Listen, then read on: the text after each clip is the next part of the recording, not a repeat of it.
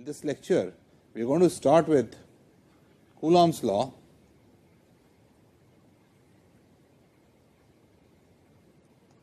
Law for forces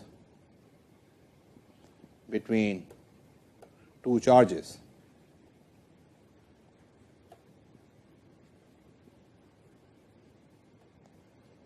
Then we are going to see how this can be confirmed that this is really true.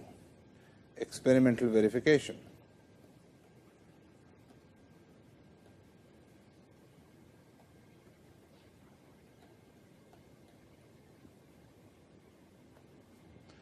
Third, then we are going to solve some examples for forces between two charges.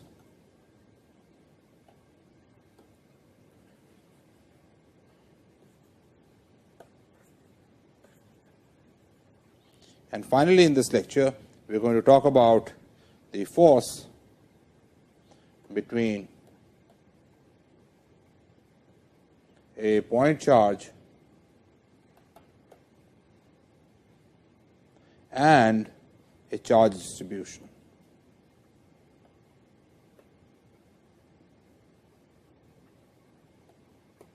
This is the program for this lecture, and based on what we cover today, I am also going to give you an assignment where you will solve 3 or 4 problems employing these concepts. So what Coulomb's law says is that if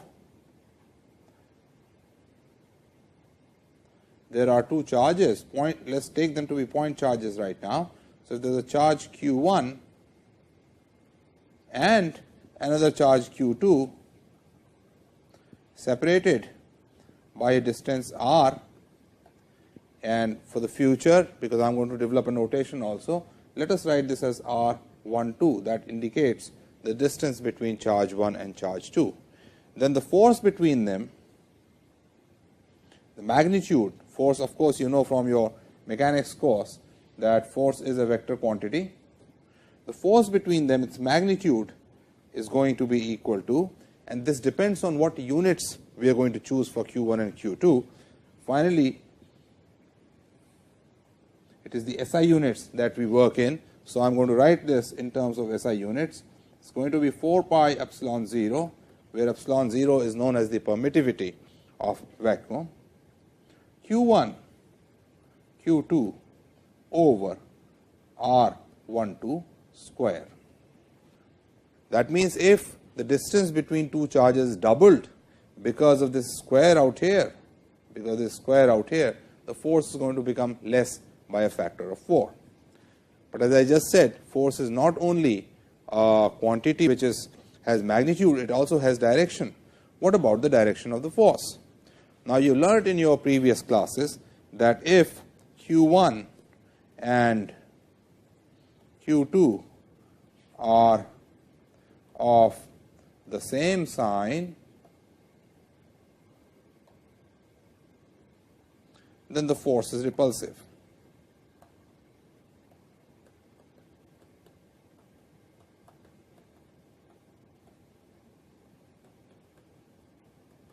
What it means is that the force is going to be along the same lines as the line joining the charges, and they are going to repel each other, the magnitude being the same.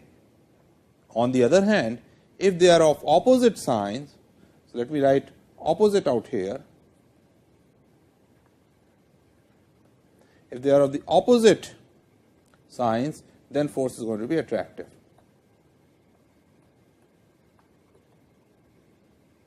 What that means is, in that case, the force is going to be in this direction towards each other.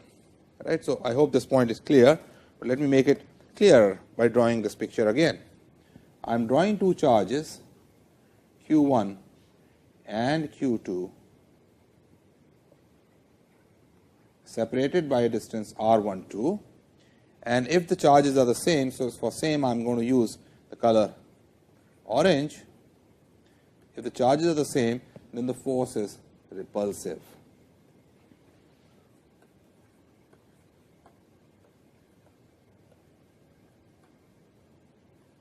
On the other hand, if the charges are of opposite sign,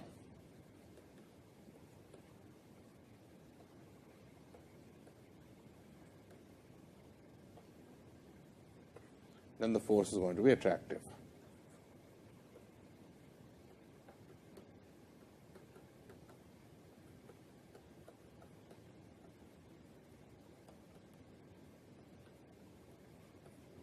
How can we write all this in vector notation? So, there is a very simple way of writing it. I am going to write force.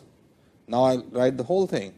Force is a vector with the magnitude 1 over 4 pi epsilon 0 q1 q2 over r12 square. Now, if I am writing it in a vector notation, I have to denote force on 1 or force on 2. Let us write the force on 1, which I denote here by this subscript 1 here. It is going to be in the unit vector r12 direction. This hat here denotes the unit vector. Now, you will see that let us write r12 vector from going from 1 to 2. So, this is r from 1 to 2. The unit vector is going to be in r12 direction of magnitude unity. If I write it like this, then you notice that force on 1 is in the direction opposite of r12. So, I will have to put a minus sign out here, which I can equally well write as 1 over 4 pi epsilon 0 q1 q2 over r12 square r21, where r21 is the unit vector from 2 to 1. R21, it should be a unit vector. You will notice that this takes care of everything, signs, direction and everything in one shot. If the forces are, if the charges are the same, then the q1 and q2, this out here is going to be positive, and therefore, this sign gives the right direction. On the other hand, if q1 and q2 are opposite, this sign changes. So, let us repeat this. I am going to take two charges q1 and q2 and write everything in vector notation. So, let me write vector from 1 to 2 as r1 2, vector from 2 to 1 as r 2 1. I will follow this convention all throughout. Then the force on 1 with proper direction can be written as 1 over 4 pi epsilon 0 q1 q2 over r12 square. R12 square is the same as r21 square times r122 unit vector. And similarly, force on 2 can be written as 1 over 4 pi epsilon 0 q1 q2 over r12 square, which is the same as r21 square, r from 1 to 2 unit vector. This gives repulsion, attraction, everything, because now we have taken care of the direction. So, this is Coulomb's law.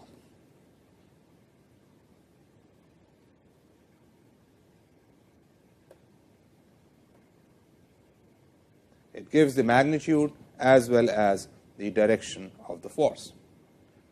How do we check it experimentally? Did Coulomb do experiment with point charges? Are there point charges available with which you could do experiment? The answer is no. You recall that there is a similar law one knows of, and that is gravitational law.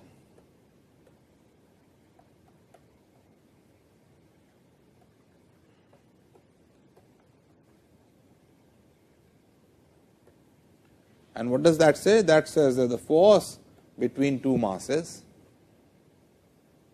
F, let us say the masses are m1 and m2, and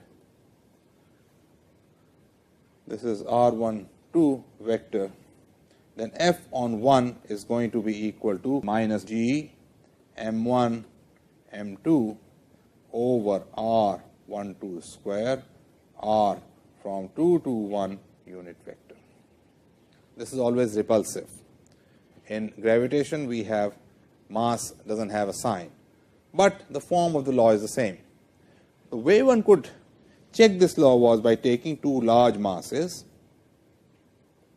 and finding the force of attraction between them.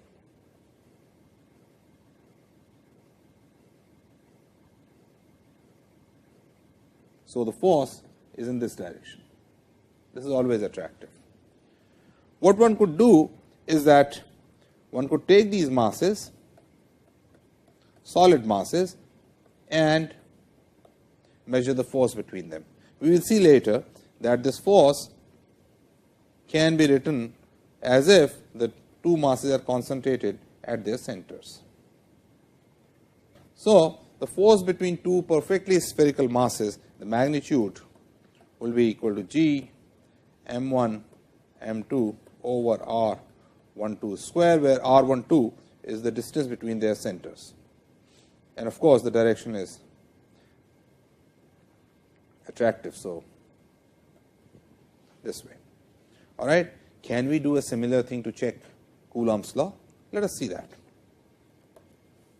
So, if I were to look at Coulomb's law,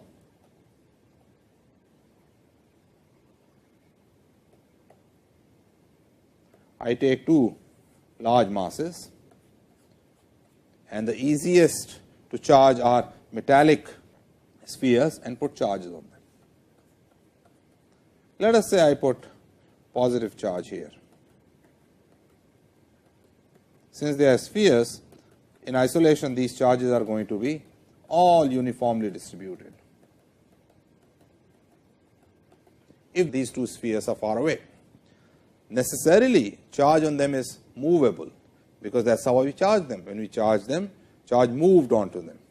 However, since these charges are mobile, when the charges are close together, this is not going to be the situation. These charges are going to move, and they are going to have more and more charges, because they repel farther away than there are nearer. So, here charges will repel. So, a lot of them will go to the back side of the charge sphere, and there will be less charge in front. With the final picture that if I take these two charges, charge spheres, that the charges are going to be more concentrated here and less out here, more concentrated on the back side and less in front. As a result, I cannot really think of them being separated by a distance, which is the distance between the centers of these charges.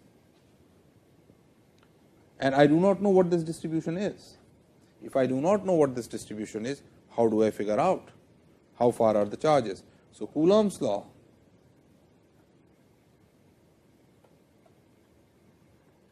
cannot be checked simply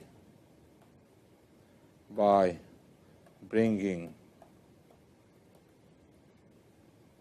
two charge spheres close to each other and then measuring force between them. The way out is very interesting. The way out of this is that what you can show is that if a force is 1 over r square dependent, which we are assuming Coulomb's law is, then on a sphere, then if I take a sphere, say metallic sphere, and put charges on it,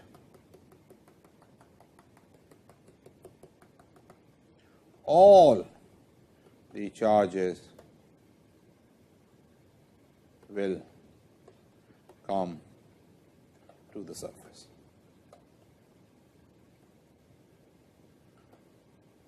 With the result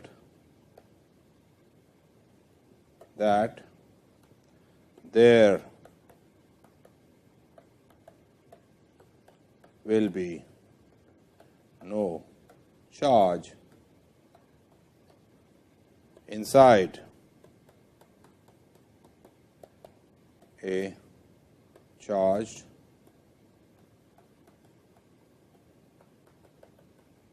metal sphere.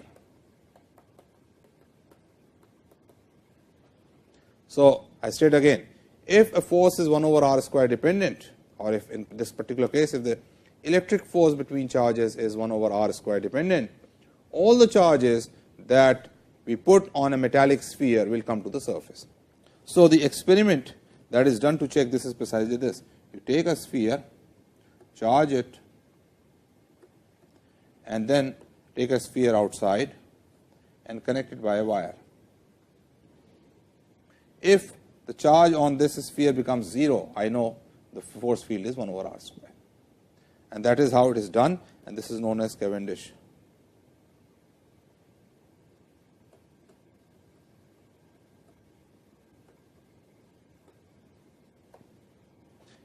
experiment, and this has confirmed that it is 1 over r square to the degree that 1 over r square plus minus 10 raised to minus 17. So, we know very well that this Coulomb's law is really 1 over r square. So, let us see what we have established. 1, force between two charges is 1 over 4 pi epsilon 0 q1 q2 over r square, where r is the distance between them. Number 2, experimentally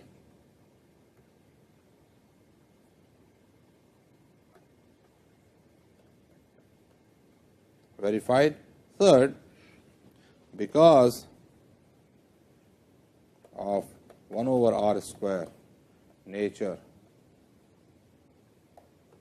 of the force, extra charge on a metal sphere will all come to the surface. In this